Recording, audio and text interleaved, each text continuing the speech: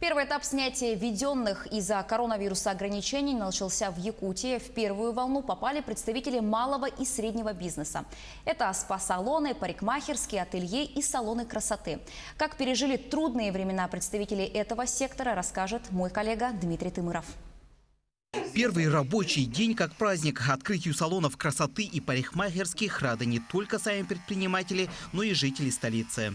Я сегодня с утра в Инстаграме повесил объявление, что уже мы начали работать. И уже вот пошло-поехало. Сразу начались звонки.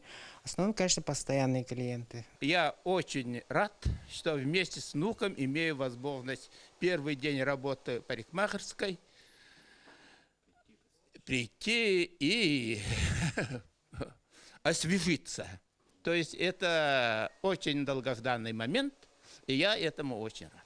Кирилл – владелец студии мужских стрижек. С самого раннего утра начал принимать своих клиентов, но только строго по записи. Я тут в студии один работаю сейчас. Вот мастера ушли уже, то есть и студия маленькая, поэтому я сейчас один принимаю, только по записи, по времени. Очереди никакой нету. Заходят, стригутся, уходят. Обязательное условие для работы таких салонов и студий – отдельный вход, расстояние между рабочими площадками 1,5–2 метра, дезинфекция рабочих мест и инструментов.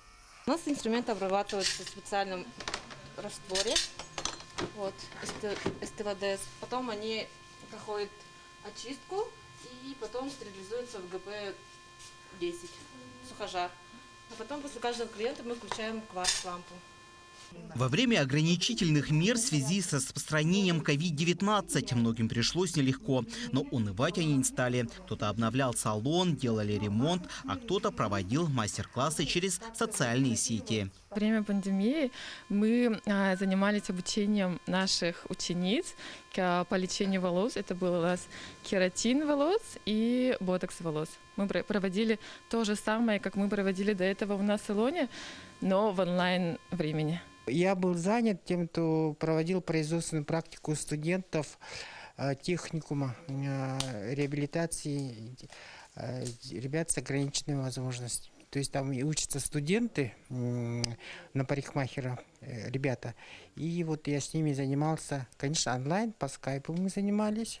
Счастью клиентов нету предела, все они отзываются только положительно, несмотря на ряд строгих мер. Ну, конечно, мы пережили для нас, для женщин, страшное время. 3 месяца без салона – это что-то страшное, наверное.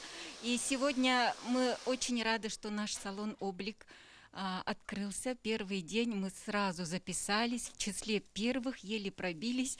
И дома нигде не красились, мы ждали открытия нашего любимого салона. Дмитрий Тымыров, Елизавета Васильева, Илья Сыромятников, Якутск.